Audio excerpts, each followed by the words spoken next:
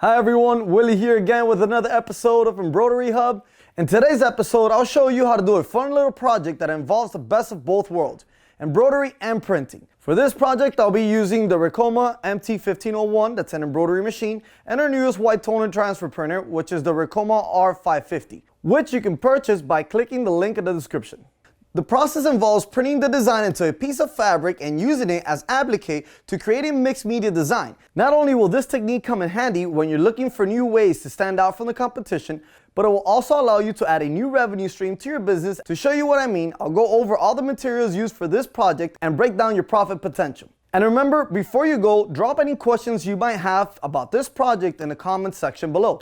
Lastly, if you enjoyed this project and want to see more like it, make sure to like this video and subscribe to our channel. Alright guys, let's go ahead and get started.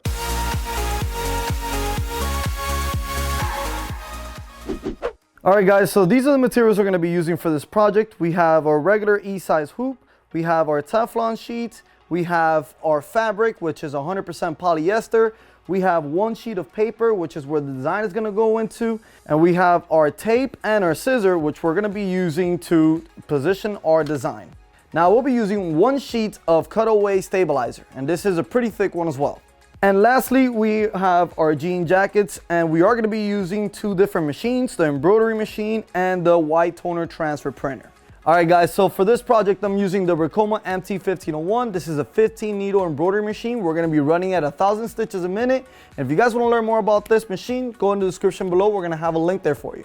Alright guys, so just because we're using this machine, it doesn't mean that you need this machine to embroider on jean jackets. We have made previous videos on embroidering on jean jackets with our EM1010 home embroidery machine. And if you want to watch that video, go to the description below. For a printer, we're going to be using the Ricoma R550, which is our newest white toner transfer printer. And for a heat press, I'm using one of our newest heat press, which is our HP 16x20, and the 16x20 stands for the surface area, which is 16 by 20 inches. All right guys, so let's go over the profit potential for this project. Now, the first thing that I invested on was a piece of fabric, and it does need to be 100% polyester. You can get this in Joann for a full yard for $5. And the other thing we got was the actual jacket. Now this jacket, I got it in a Joann store for $20. But like we say in other videos, you can always find it cheaper if you buy it in wholesale, both of these items. So your total initial investment will be around $25. Now remember, you can get a lot of jackets done out of one single yard of fabric. All right, so what's gonna be your profit and what we could sell it for? All right guys, so I have seen a lot of embroidered jean jackets on Etsy going for around $120. But remember, we are doing mixed media, so you can always bring that price up. That means that for this project, your profit should be at around $95. Have any of you guys ever done printed applique for your clients? If so, let me know how much you charge and what kind of feedback you get from your clients. And remember, feel free to share any ideas of what kind of projects you like to see me do on our future episodes. Alright guys, so let's go over the digitizing portion of this project. I'm going to be using the Chroma Luxe for this. If you guys want to learn more about this software, go down into the description below. And all I'm going to do is very simple, drag my design over to Chroma Luxe and size it. Now the size is very important because I want to make sure it's going to fit on a sheet of paper, which we are going to be printing out as the background. So I'm going to size it to a 9.88 just on the height, and then the width will automatically resize itself as well. So just press the apply, and then once it loads into that size, what I'm going to do next is press the auto digitizing option, which is going to be on my left top corner. Once I press on that, it's going to ask me how would I like this to be digitized. Do I want it as an auto, cross stitch, or artwork? I'm going to choose auto, press the next button, and then now you can see the design there. Now you could resize it here if you like. Since I've already done that, I'm just going to press next again. And now it's going to recognize the colors that is going to be on this design. So since we only have the black, I'm going to just press finish, and it will auto digitize just the black. Now as you can see, I'm going to put it in 3D format so you can actually see it now. And all I have to do now is convert it into a satin stitch. So by pressing the right click on your mouse, you're going to go to Convert To and choose your satin. All right, this is pretty much it. All I have to do is just lower my density just a tiny bit so it can really look nice and neat, and no threads will be kind of loose in there. So you can see that it covers all the background. So I'm going to put it to a 0.3 and I'm going to press the apply. All right, now that we have this, I'm going to delete my bitmap, which is the regular PNG file that I inserted into the Chroma, because I don't need it there anymore. Now, this is the key factor in here. What we have to do is create an outline stitch that goes all around the design, because this is going to be the tray stitch. So that's going to be one step. The first step is going to be just regular stitches around the design so that we know exactly where to place it on the fabric, or in this case, the jean jacket. So I'm going to choose my run stitch and go right in the middle of this outline. All right, as you can see now, my run stitch, well, as you can call it, my tray stitch, is going to be on the top. So I don't want it to be like that. I want it to be on the bottom because I want it to be the first thing that it's going to be doing. So all I have to do is send it to the back by pressing this option, and there we go. Also, we have to print out a preview sheet of the embroidery design so it can give us a guide of where we have to cut this fabric. Now, all I have to do is save it as a DST file and use my USB to put it into the machine. All right, so now we're gonna go ahead and print our sublimation sheet. And for my printer, I'm going to be using the ProRip software. Now this does come included with your printer, and it has three options. It has the overprint, the underprint, and the CMYK for sublimation, which that's exactly what I'm going to be using now. So let me go over to my option of CMYK. And now if I have anything there, I'm just gonna remove it. Now we're using sublimation instead of regular heat transfer because it looks cleaner when you combine it with embroidery. Now for sublimation, remember that it does have to be a white or very light fabric. So either fabric or shirt. All right, so the first step is just to get our design and transfer it over to my ProRip software. It's going to load. In the future, we are gonna have more videos going deep into this software. So what I'm going to do is just click on it, and I'm going to fit to the screen or fit to the size of the sheet of paper.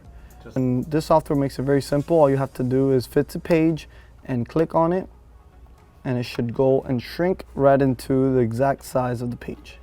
Now, just because I like to eliminate any room for error, I'm going to make it wider. And all I have to do is just click here and add. Now I'm going to center it one more time. All right. Now I'm going to right click and print it. All right, so here we have our Ricoma R550. Now I'm going to open this here, and I'm going to place the paper inside. And since I've already sent the job over, it's automatically going to read the paper and just print it out for us.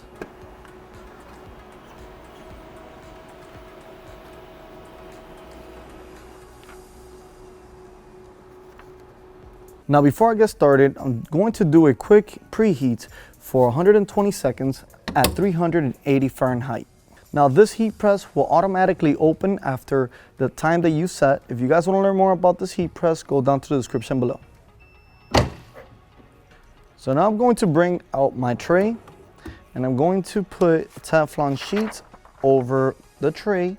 Now I'm going to place my fabric on top of the Teflon sheet. Now the Teflon sheet will make sure that the ink doesn't go through the fabric onto the tray, or in other cases onto the back piece of your shirt or garment. Now I'm going to put my design upside down, and on top of my design I'm going to place another sheet of paper just to protect the design. Now I'm going to set the time to 60 seconds at 380 degrees Fahrenheit. Now I made sure that I'm going to use light pressure, so I adjusted my knob here, and now let's just go ahead and press it down.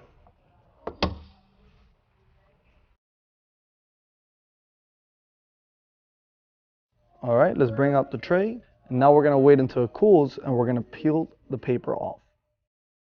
All right, so it's been around 2 minutes. Let's go ahead and peel it off.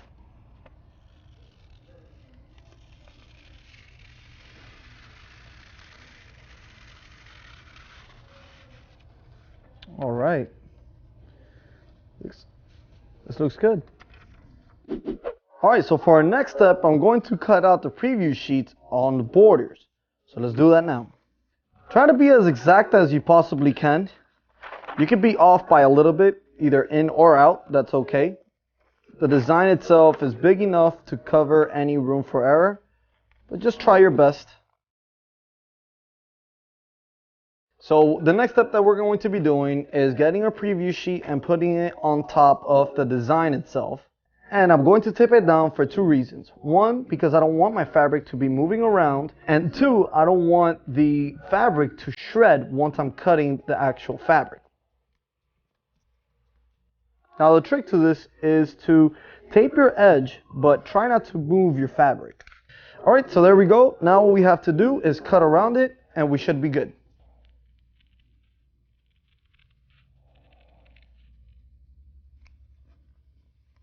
Alright, so now we're going to take out the paper and we should be left with the inside of the design. Now, as you can see here, I kind of went inside a little bit, but the embroidery is thick enough that it'll cover this area afterwards. Okay, so just the hooping is really simple. It's just using our bottom piece of the hoop and our stabilizer. We're going to put the stabilizer on top, and then after we do so, we're going to put the jacket on top of the stabilizer. Now the key here is to have it in the center. We can always make minor adjustments in the machine, but for the most part you want to have it in the center. Alright, now we're going to put the top piece, make sure it looks good and centered. Okay, so we're pretty much good to go. Now let's insert it into the machine.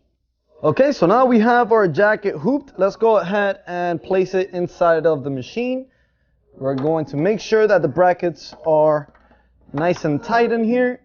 We don't get any movements. So now let's go into the panel so I can show you exactly what we need to do here. Alright, so the first thing we're going to do is choose our design. We're going to press on the file option. I've already transferred my design from the USB memory to the machine's memory, so I'm just going to choose it one more time and press the OK button. It's going to reload, take me to the home screen, and now I'm going to choose my hoop. In this case, I'm going to choose hoop E, and it should fit right in the center. Alright, this looks perfect. Now all I have to do is go up to my color sequence and select my colors. Now I'm going to be doing the white. So for white, I have it on needle number 1. And I have 2 steps because the first step is going to be the placement stitch. Alright, so now I'm going to go back to my first stitch, and I want it to stop before it goes to the next step, which is a satin stitch. So I'm going to press the frame out this way. The hoop will come out and I'm able to place my applique on top. Alright, so after I've done that, by pressing on this button here, I'm going to press the OK, and it should load back up to my home screen. So now I'm going to bring up my speed to 1000. And now we're going to lock the machine and trace to make sure that we're not going to be hitting the hoop and that our design is in the center. Alright guys, so now we have our jacket hooped and we are centered after tracing. We're going to be running at 1,000 stitches a minute and we got 10,500 stitches, so it should take us anywhere around 12 to 13 minutes. Let's go ahead and get started.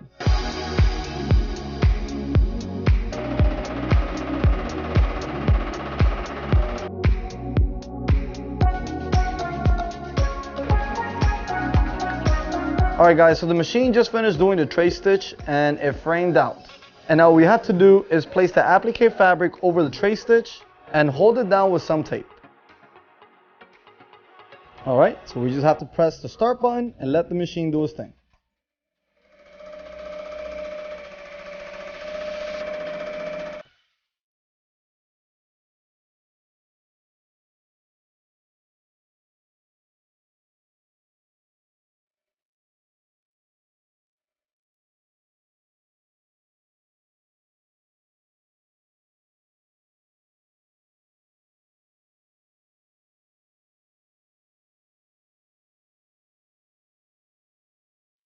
Alright, so all we have to do is take this tape off.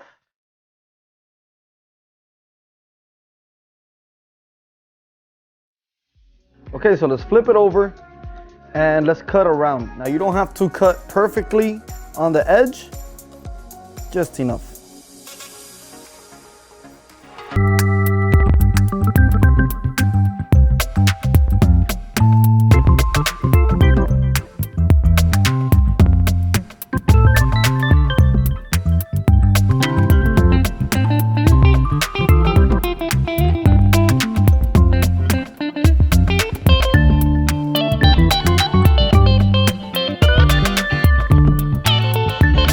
that's a wrap, everyone. Mixed media designs like this are a sure way to bring extra attention to your business and help you bring some additional revenue. If you want to combine your embroidery services with the power of printing to create stunning pieces of apparel, click in the link in the description below to order our newest white toner transfer printer plus a heat press bundle today.